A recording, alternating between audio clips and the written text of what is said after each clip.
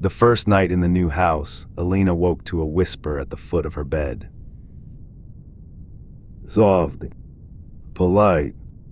A man's voice very close, saying the same small thing over and over. Excuse me. Pardon us. Coming through. She lay frozen, listening to footsteps cross the room she had locked from the inside. Not toward her. Past her. Dozens of them. And every single one apologized, gently, for walking through her bedroom in the dark. You came back. I am the Ferryman. I carry stories from every shore. Tonight, from the warm islands, where the old ones teach you to beg pardon of the ground before you build on it. The toll tonight is one house, raised on a road that was never yours to pave. Elena bought the house because it was cheap and new and hers. It stood at the edge of a coastal town in the Philippines, on a flat lot the developer had cleared from old jungle the year before. The neighbors were kind but careful. When she told the woman next door where she lived, the woman went quiet and said only, "You should have asked the ground first." She did not understand. In the city where Elena grew up, you did not ask the ground for anything. But her grandmother had taught her one phrase, half forgotten, that you murmured when you walked through wild places after dark. Tabi po. Excuse me. Let me pass. You said it so you would not step on something unseen, something older than the road, and give offense. Elena had said it as a girl, laughing. She did not say it now. The lot was bare and paved. There was nothing here to excuse herself to. The whispers began the very first night. They came at the same hour every night, the dead middle of it.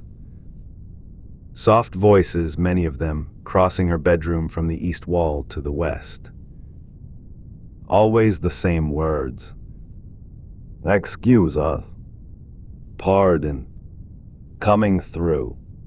Footsteps with no feet, passing in a long, unhurried line, the way a crowd moves down a familiar lane. They never touched her. They only asked to be let by, politely, as if she were the one standing in their road. On the third day she went to the oldest house in the town and found a Lola, a grandmother, mending nets on her porch. Elena described the voices. The old woman did not look surprised. She looked sad. You built on the crossing, the Lola said. There is a path the unseen ones have walked since, before your grandmother's grandmother. The developer cut the jungle, but he could not cut the paths. It runs straight through your house now, through the very room where you sleep. And every night they must pass.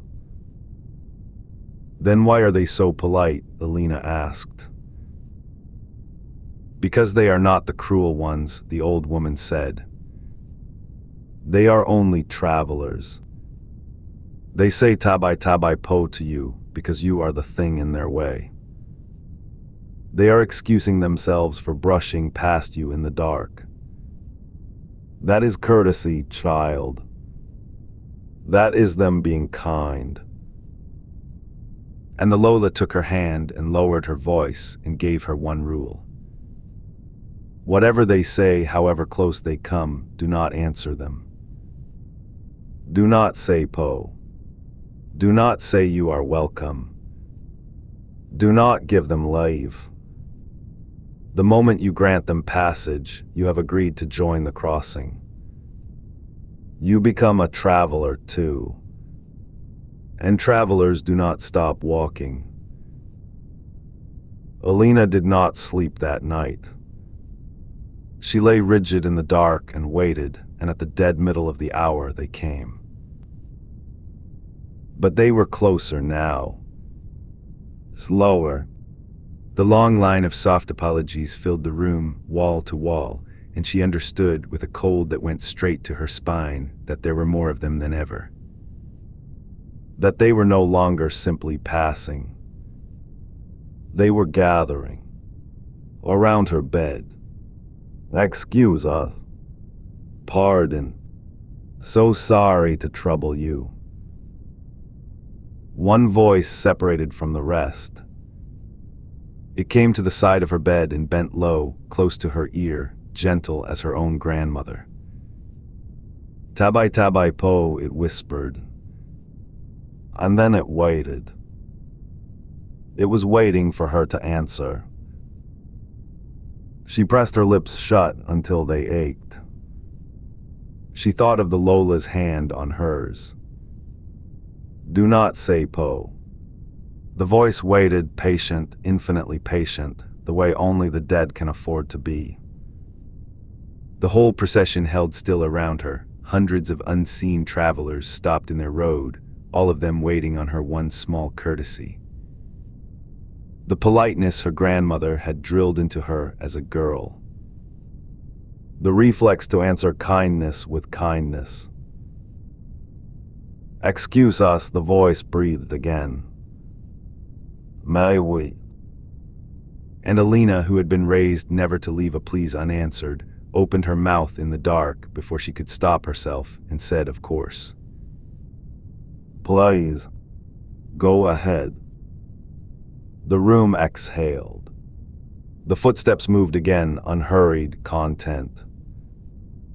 And Elena rose from her bed to walk with them, because she had been given leave, because she was a traveler now, and travelers do not stop walking.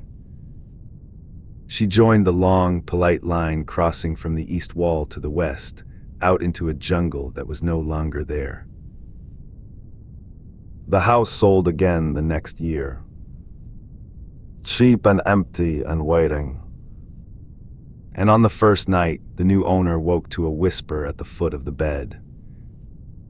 Soft, polite. Many voices now where there had been only a few. And one of them, newer than the rest, still learning the words, leaned very close and said, so sorry. We did not mean to wake you.